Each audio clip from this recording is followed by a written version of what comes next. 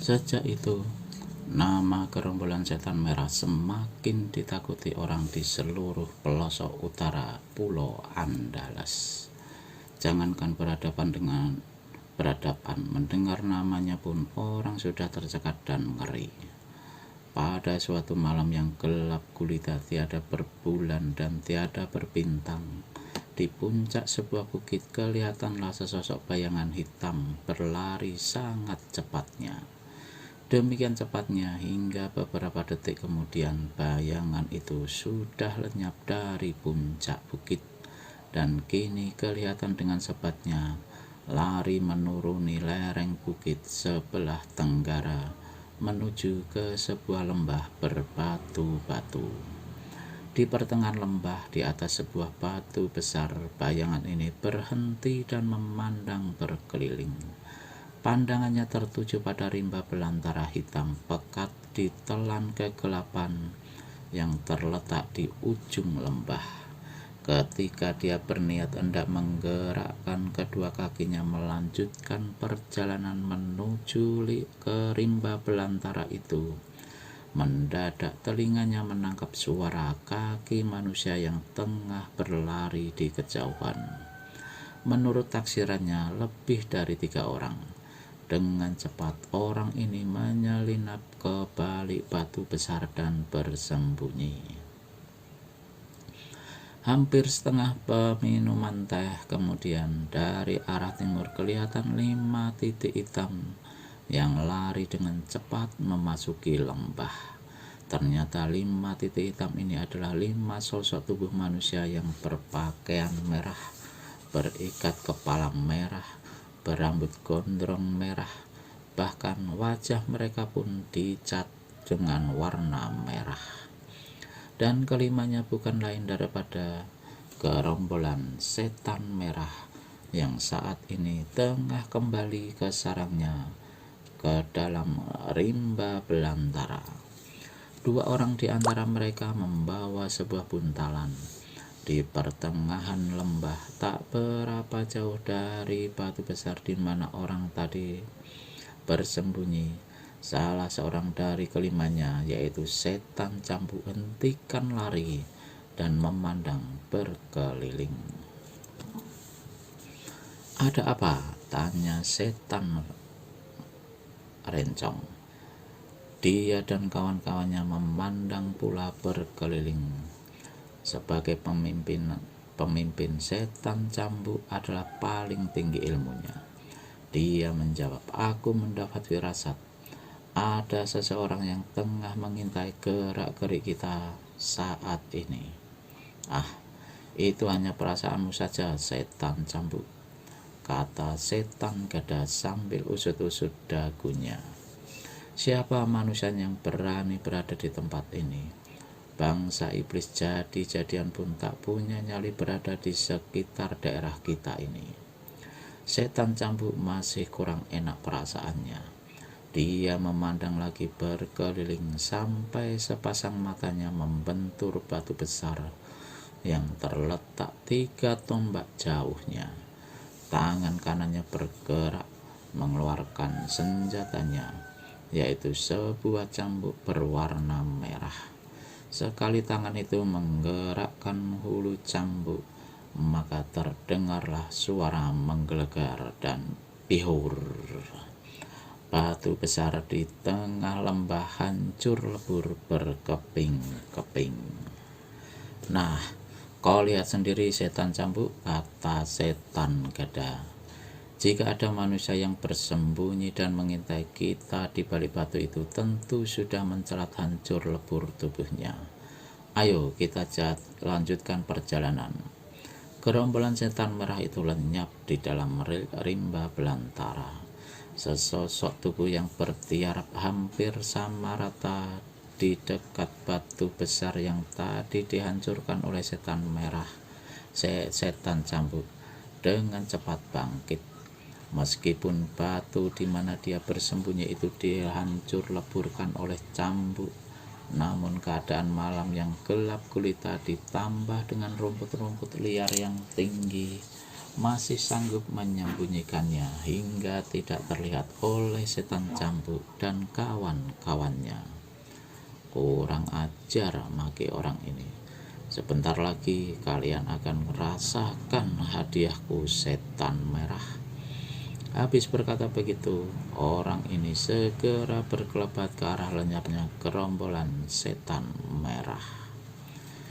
Kira-kira setengah jam memasuki rimba belantara yang gelap gulita itu, dia hentikan larinya dan berjalan dengan perlahan, penuh waspada.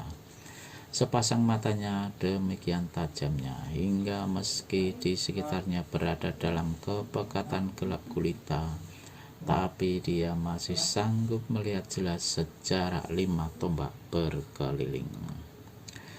Kurang dari sepeminuman teh, orang ini menghentikan langkahnya. Di depannya berdiri sebuah pohon yang luar biasa besarnya, laksana raksasa hitam yang berdiri dengan megah di malam buta.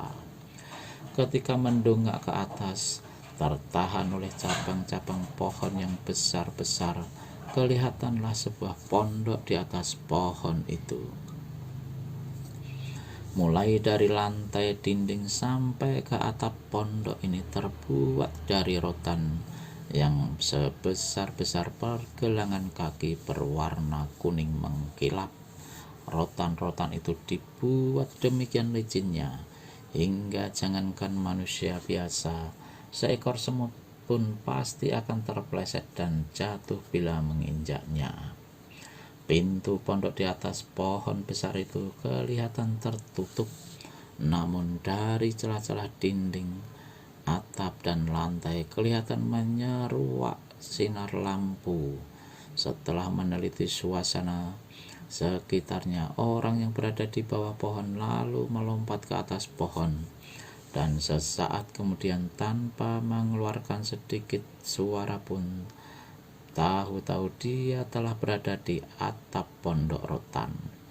Tapi melihat kepada kenyataan bahwa orang itu sanggup berdiri di atas atap pondok, bahkan tanpa suara sama sekali, maka jelaslah dia orang yang berilmu sangat tinggi. Melalui celah-celah atap rotan, orang itu mengintip ke dalam pondok. 5 orang berpakaian merah, berambut merah dan berwajah merah duduk mengelilingi meja, bukan lain daripada gerombolan setan merah. Mereka sibuk menghitung kepingan-kepingan uang emas dan barang-barang perhiasan hasil rampokan mereka malam itu. Tengah asik menghitung-hitung itu, tiba-tiba dengan ilmu menyusupkan suara setan cambuk berkata, "Kalian bersiaplah, ada seseorang di atas atap." Keempat orang itu terkejut dan segera bersiap. Setan cambuk mendongak ke atas dan berseru lantang, "Tamu lancang, kau telah berani datang dan mengintai. Lekas turun, serahkan diri." Dari atas atap terdengar suara tertawa mengekeh. Tiba-tiba beberapa buah rotan di atas atap menguit dan terbuka lebar.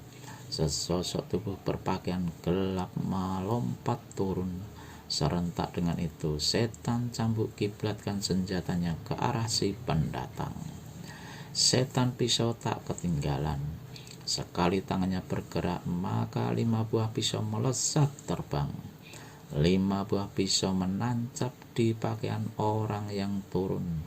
Dan di saat itu pula, ujung cambuk melanda membuat sasarannya hancur lebur. Tapi alangkah terkejutnya kelima orang itu melihat apa yang terjadi. Ternyata yang mereka serang bukanlah sosok tubuh seseorang, melainkan sehelai pakaian dan celana panjang yang saling dikaitkan satu sama lain. Kurang ajar, siapa yang berani mempermainkan gerombolan setan merah? Terdengar lagi suara mengekeh di atas atap. sebuah rotan terkuit dan sebuah benda melayang ke bawah. Karena takut akan tertipu lagi, kelima manusia berwajah merah itu tak mau menyerang. Tapi ketika benda yang melayang itu menancap di atas meja di hadapan mereka, maka kembali kelimanya terkejut. Benda itu ternyata adalah sebuah bendera kecil berbentuk segitiga dengan gambar dua buah rencong bersilangan di bagian tengahnya. "Raja Rencong dari Utara," seru setan pisau. Setan cambuk meskipun berada di sarang sendiri dan lengkap bersama kawan-kawannya, namun melihat bendera kecil itu dan mengetahui siapa adanya tamu di atas atap menjadi tercekat. Lalu lambaikan tangannya dan sekaligus pelita di empat sudut pondok pun padam. Suasana gelap gulita, dan di atas atap terdengar suara tawa bergelak. "Gerombolan setan merah, beginikah cara kalian menyambut kedatangan tamu?" Di dalam kegelapan, gerombolan setan merah sudah cabut senjata masing-masing. Juga dari dalam kegelapan itu terdengar suara jawaban setan cambuk. "Raja Rencong, angin apa gerangan yang membawa kau datang ke tempat kami? Jika angin baik, dipersilakan turun dengan hormat. Jika angin buruk yang membawa penyakit, sebaiknya lekas tinggalkan tempat ini." Terdengar suara tertawa gelak-gelak dari orang di atas atap, yang memang Raja Rencong dari Utara adanya. Dari celah-celah rotan atap kelihatan melesat 4 buah benda bercahaya seperti kunang-kunang, yang masing-masing menuju ke 4 sudut pondok di mana terletak pelita. Sesaat kemudian, keempat pelita itu pun menyala kembali. 5 manusia bermuka merah terkejut bukan main, namun mereka menyembunyikan rasa kagum masing-masing. "Lekas katakan maksud kedatanganmu," seru setan cambuk pula. "Ah, aku sudah masuk ke dalam pondokmu. Sungguh keterlaluan kalau kalian tuan rumah sama sekali tidak melihatnya." Gerombolan setan merah terkejut dan serempak berpaling ke belakang. Mata mereka terbeliak besar. Tamu yang mereka sangkakan masih di atas atap tahu-tahu sudah masuk ke dalam pondok dan berada di belakang mereka. Setan pedang adalah yang paling lekas naik darah di antara kelima setan merah. Melihat orang berani mempermainkan dirinya dan kawan-kawan serta masuk ke dalam pondok dengan petantang petenteng, begitu rupa marahlah dia dan segera menghunus pedang. "Raja Rencong, kau anggap kami ini apa hingga tak memandang mata sedikit pun terhadap kami?" bentak setan pedang. Setan gada menepuk bahu kerabatnya itu dan berbisik, "Jangan kesusu bertindak gegabah.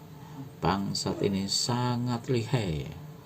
Sementara itu, setan cambuk maju selangkah dan berkata, "Harap segera beritahu maksud kedatanganmu, Raja Rencong." Raja Rencong dari Utara menyeringai dan merangkapkan tangan di depan dada. "Kedatanganku ke sini membawa angin baik dan juga angin buruk." Setan cambuk kerenyitkan kening. "Kami tak mengerti, harap dijelaskan biar terang." Kembali Raja Rencong menyeringai dan membuka mulut.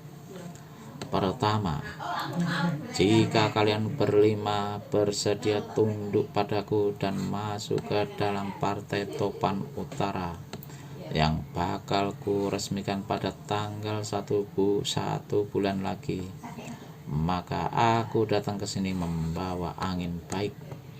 Untuk itu kalian harus menyerahkan masing-masing 50 keping uang emas.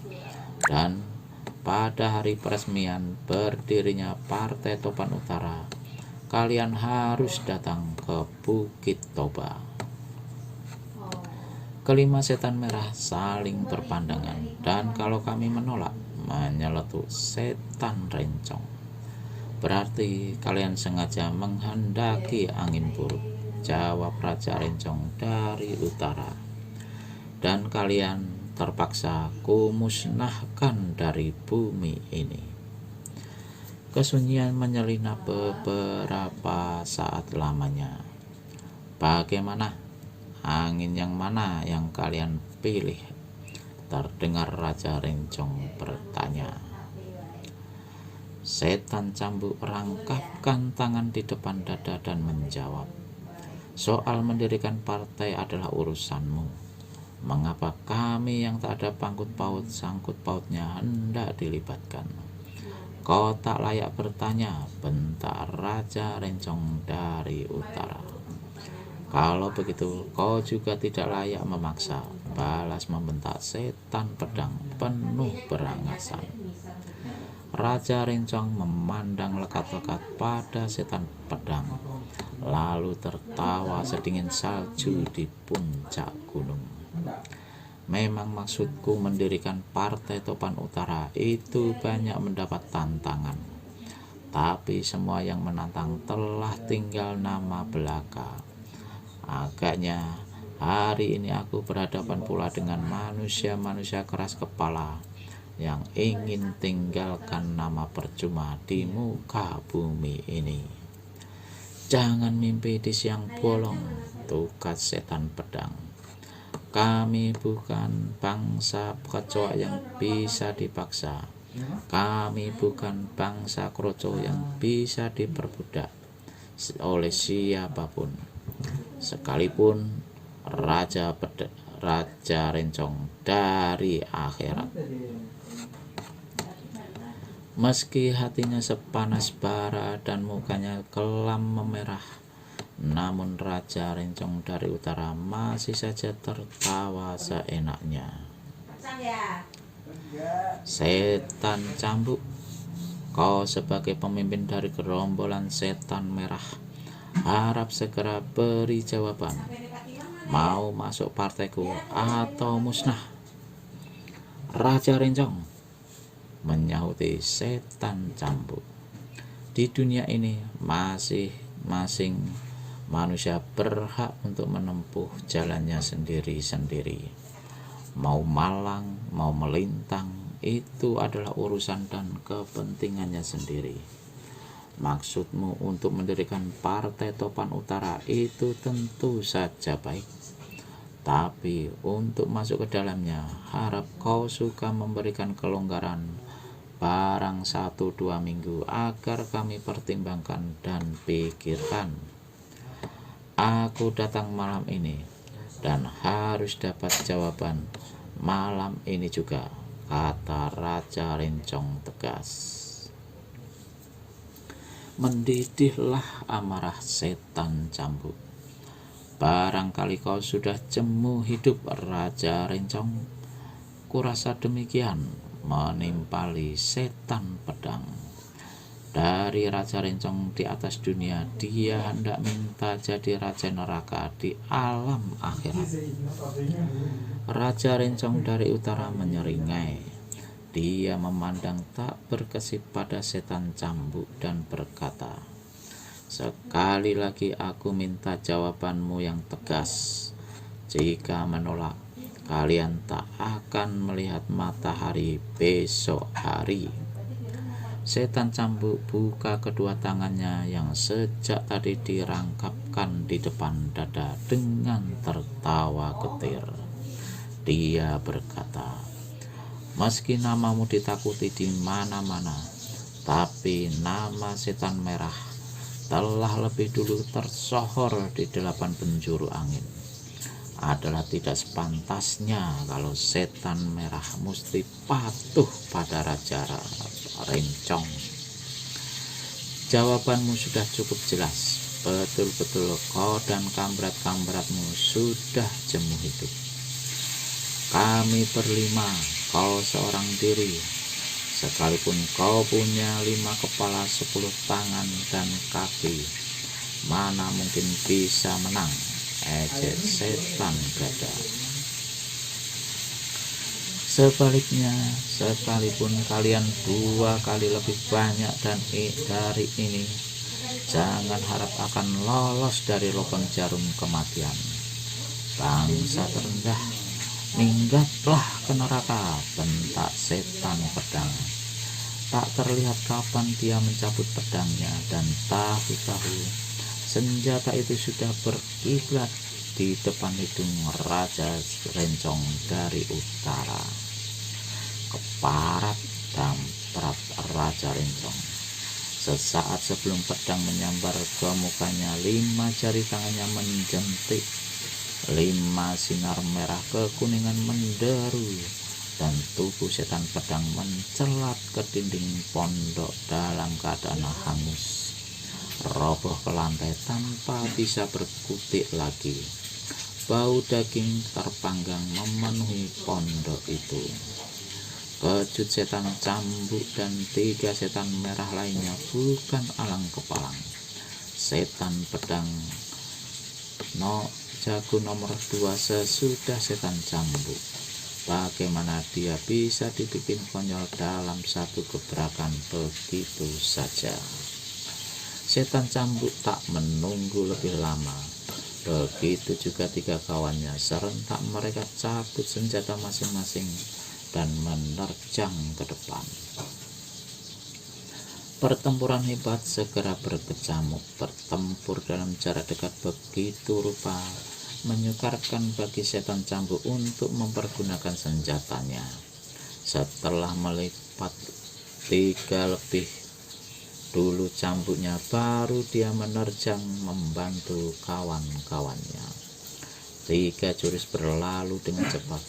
Menyangka dalam 3 jurus itu dia dan kawan-kawannya segera akan dapat membereskan lawan. Sebaliknya, setan cambuk mengeluh dalam hati, karena kenyataannya dia berempatlah yang kena didesak. Tiba-tiba setan cambuk bersuit memberi tanda. Setan pisau, setan rencong, dan setan gada melompat. Dan di saat itu terdengar suara menggelegar. Cambuk di tangan setan cambuk melesat dan menghantam ke arah Raja Rencong. Di kejap yang sama, 5 buah pisau menderu dilemparkan setan pisau. Raja Rencong membentak keras hingga pondok rotan itu tergetar hebat. Kelihatan sekilas tangannya yang sebelah kiri bergerak, kemudian tubuhnya lenyap. Sekejap kemudian terdengar suara bergedebukan yang disusul suara pekik setinggi langit, dan yang terakhir suara seruan tertahan. Demikian cepatnya hingga tak sempat seorang pun dari 4 setan merah itu dapat melihat dengan jelas. Ketika semua itu terjadi, barulah mereka sadar dan terkesiap. Diserang oleh cambuk dan 4 buah pisau, Raja Rencong jatuhkan dirinya ke lantai sambil mempergunakan tangan kiri menyambut bagian belakang dari ujung cambuk. Bukan saja Raja Rencong berhasil menyambut dan menangkap ujung cambuk setan cambuk, tapi sekaligus begitu jatuhkan diri, dia melewatkan 5 pisau yang terbang ke arahnya dan bergulingan ke tempat setan pisau yang telah melepaskan ke-5 pisau itu.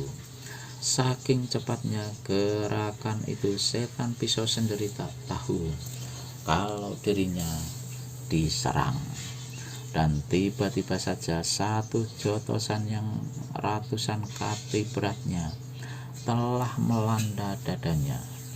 Tulang dadanya hancur, darah membusah di mulutnya, tubuhnya rebah ke lantai. Di lain kejap, Raja Rencong melompat ke kiri dan membuat 3 kali putaran.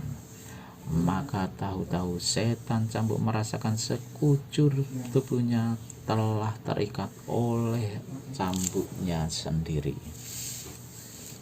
Hingga untuk beberapa saat lamanya dia tak bisa bergerak barang sedikit pun. Raja Rencong dari utara tertawa mengekeh. Suara tawanya lenyap ditelan deru 2 serangan dari samping, yaitu serangan yang dilancarkan setan Rencong dan setan Gada. Serangan ini hebat dan ganas sekali karena dilancarkan dengan penuh amarah serta segala kelihayan yang ada, dan hasil dari serangan itu lebih hebat lagi. Sekejap senjata kedua setan merah itu akan menemui sasarannya, maka kelihatanlah kiblatan sinar kuning yang menyilaukan Rencong dan Gada di tangan kedua kawan setan cambuk itu terlepas mental. Keduanya terhuyung-huyung dengan memegangi dada yang berlumuran darah tertusuk Rencong emas di tangan Raja Rencong dari utara. Sesaat kemudian mereka merasa sekujur tubuh mereka panas dingin. Jalan darah seperti terbalik dan kepala Laksana mau pecah. Lutut masing-masing menjadi goyah. Keduanya bergelimpangan rebah, berkelojotan sejenak lalu tak bergerak lagi, mati. Raja Rencong dari utara tertawa mengekeh. Sekali dia meniup Rencong emas, maka lenyaplah noda darah pada ujung senjata itu. Sambil memasukkan senjata sakti itu ke sarungnya yang tersisip di pinggang Raja Rencong, berpaling pada setan cambuk yang saat itu telah melupakan untuk membebaskan dirinya dari libatan cambuk, karena terkesiap melihat bagaimana keempat anak buahnya satu demi satu menemui ajal di tangan Raja Rencong. "Bagaimana? Apa kau masih punya nyali untuk menghadapiku?" tanya Raja Rencong. Paras setan cambuk yang tadi sepucat kertas kini menjadi kelam merah. Sekali dia berontak, maka lepaslah ikatan cambuk di sekujur tubuhnya. "Masih mau melawan?" bentak Raja Rencong, seraya siapkan ilmu pukulan kuku api di tangan kanannya. Meski darahnya mendidih, meski amarah bergejolak membakar hatinya, namun pada dasarnya setan cambuk memang sudah tak punya nyali untuk menempur Raja Rencong. Dia sudah saksikan sendiri kehebatan Raja Rencong, sudah saksikan pula kematian kawan-kawannya. Berlima dia tak sanggup mengalahkan Raja Rencong, apalagi dengan seorang diri. "Aku mengaku kalah," desis setan cambuk seraya melemparkan senjatanya. "Mengaku kalah berarti tunduk padaku." "Aku tunduk," kata setan cambuk dengan hati penasaran, "dan harus bersumpah untuk masuk ke dalam partai Topan Utara." "Aku bersumpah." Dan setan cambuk mengangkat tangan kanannya sebagaimana laku seorang yang tengah disumpah. Tapi tiba-tiba tangannya itu secepat kilat dipukulkan ke depan. Wow! Selarik sinar hitam menderu ke arah Raja Rencong. Kejut dan marah Raja Rencong bukan main. "Keparat, berani menipuku?" hardi Raja Rencong. "Bangsat, mampuslah!" teriak setan cambuk seraya hantamkan tangan kanannya sekali lagi. Tapi yang sekali ini Raja Rencong dari utara tidak memberi hati lagi. 5 jari tangan kanannya menjentik, 5 sinar merah kekuningan menderu, dan terdengarlah pekik pemimpin gerombolan setan merah itu. Riwayatnya tamat, tubuhnya hangus kehitaman, menghampar bau daging yang terpanggang. Puncak Bukit Toba merupakan selimutan hutan belantara yang amat rapat karena jarang diinjak dan didatangi manusia. 8 penjuru kaki bukit berhubungan dengan pantai yang setiap saat disirami pecahan dan buih ombak, sehingga dengan kata lain, bukit besar itu adalah sebuah pulau yang terletak di tengah danau yang sangat luas. Dalam tiupan angin siang dan sepoi-sepoi basah, di atas air danau kelihatan meluncur sebuah perahu yang ditumpangi oleh orang berjubah dan bersorban putih. Ketiganya tidak memegang sebuah pendayung pun, tapi hebatnya, dengan mempergunakan telapak tangan sebagai pengganti pendayung, ketiganya membuat perahu itu meluncur laksana naga terbang di atas permukaan air danau. Hingga dalam tempo yang singkat, perahu mereka pun sudah mendarat di bagian timur pulau, dan mereka melompat dalam gerakan-gerakan yang luar biasa ringannya, melangkah di atas pasir pantai yang basah. Sama sekali kaki-kaki mereka tidak meninggalkan jejak barang sedikit pun. Nyatalah, ketiga orang ini manusia berkepandaian tinggi. Salah seorang dari ketiganya yang agaknya menjadi pemimpin rombongan memandang berkeliling, lalu memberi isyarat pada kedua kawannya, dan sebentar kemudian ketiganya sudah berlari laksana terbang menuju puncak Bukit Toba.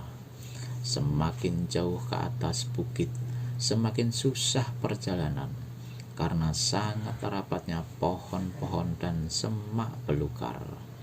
Ketiga orang ini tentu saja tidak mau rusak pakaian mereka terkait ujung ranting dan semak belukar. Karenanya mereka pun melanjutkan perjalanan dengan berlari di atas pohon, melompat dari satu cabang ke cabang lain, dan tanpa mengeluarkan suara barang sedikit pun. Benar-benar amat mengagumkan. Beberapa lama kemudian ketiganya sampai di puncak Bukit Toba. Yang terdepan berhenti di cabang paling atas dari sebuah pohon yang besar dan luar biasa tingginya.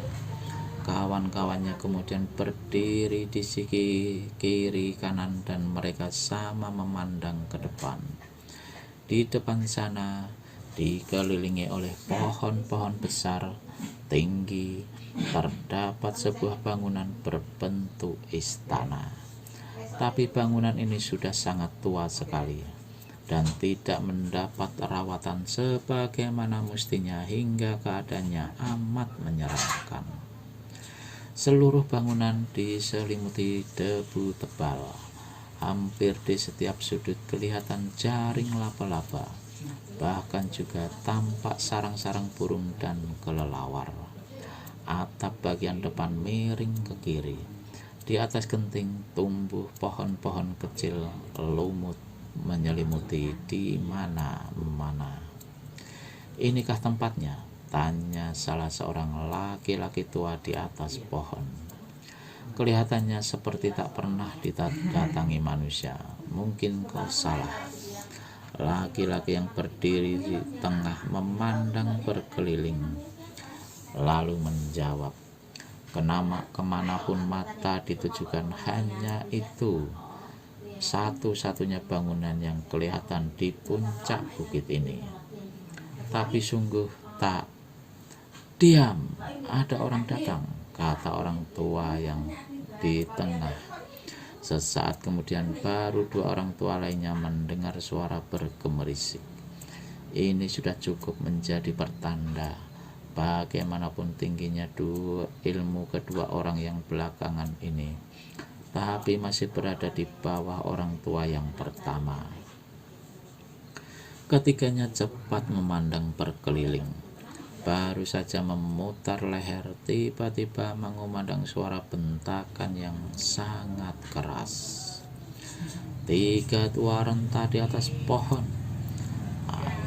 Apa datang ada membawa kain kafan untuk pembungkus jenazah kalian masing-masing kelak? Ketiga orang tua di atas pohon terkejut bukan alang kepalang.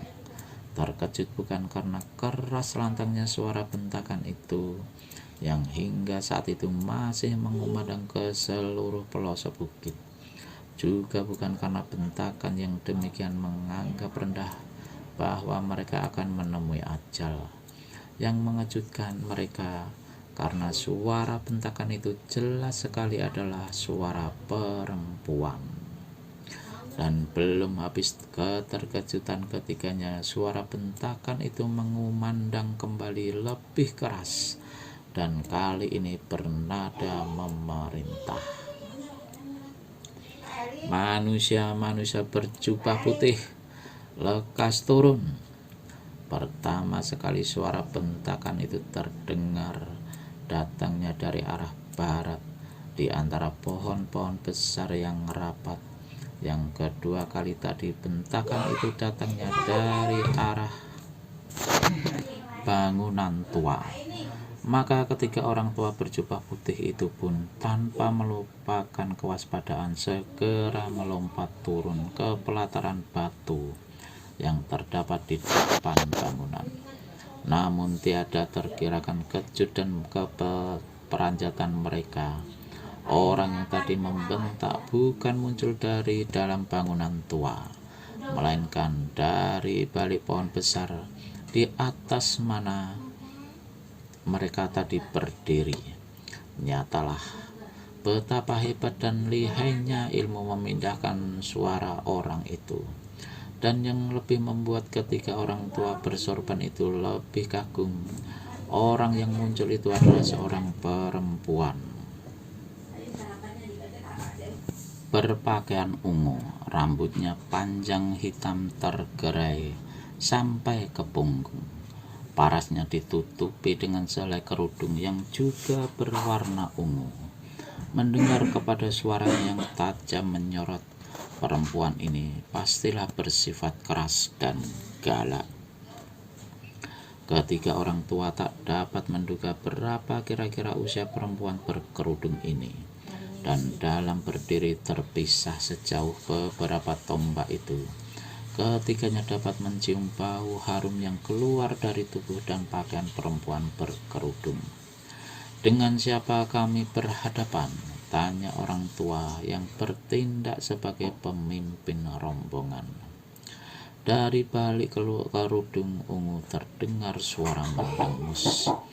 Kalian pendatang-pendatang yang tidak tahu diri dan lancang berani datang kemari, yang mesti terangkan diri. Orang tua itu batuk-batuk dan sunggingkan senyum. Jangan tertawa macam monyet kurang ingatan, bentak perempuan berkerudung. Kalau sekiranya kau mau membuka kerudung, baru kami akan terangkan siapa kami. Dan juga maksud kedatangan kami bertiga ke sini. Terdengar suara gigi-gigi berkeretakan. Tua bangka keparat, sudah hampir mampus, masih berhati kotor ingin melihat paras perempuan. Apakah itu sifat orang beragama macam kalian? Merahlah wajah ketiga orang berjubah putih. Apalagi yang tadi bicara. Dia berkata begitu tadi dengan maksud untuk mengetahui dengan siapa sesungguhnya dia berhadapan.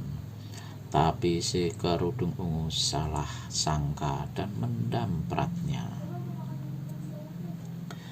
Kami orang orang tua, mana ada pikiran untuk tergoda pada keindahan dunia ini.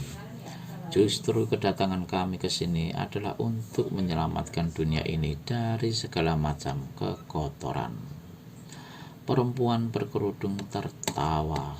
Suara tawanya cukup merdu, tapi cukup menyeramkan. Hebat sekali kalau begitu, katanya dengan nada mengejek. Tapi kau kesasar datang ke sini, orang-orang tua. Kau kesasar mengantarkan jiwa. Tahukah kau bahwa setiap ada manusia luaran yang berani menginjakkan kakinya di pulau ini, berarti mati. Sekarang, lekas beritahu nama kalian agar setan-setan penghuni pulau lebih cepat mengenal calon-calon kawannya. Penghinaan perempuan berkerudung itu sudah melewati batas. Tapi ketika orang tua berjubah putih tetap berdiri dengan sabar, malah yang seorang menjawab, "Aku Kiai Suhudilah, dan dua orang kawanku ini, Kiai Selawah dan Kiai Tanjung Labuh." Jadi kau Kiai Suhudilah, aku tahu sudah apa maksud kedatanganmu bersama dua kambratmu itu ke sini.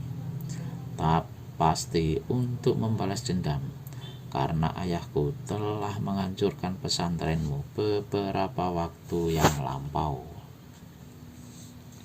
Jadi kami berhadapan dengan anak perempuan Raja Rencong dari utara, ujar Kiai Suhudilah. Sudah tahu kenapa tidak lekas-lekas berlutut? Kiai Suhudilah tertawa dingin. Menurut ajaran kami, satu-satunya kepada siapa manusia berlutut ialah Tuhan, bukan manusia. Apalagi manusia macam kau, anak seorang durjana biang penyebab malapetaka dan bencana di 8 penjuru angin. Lekas panggil ayahmu.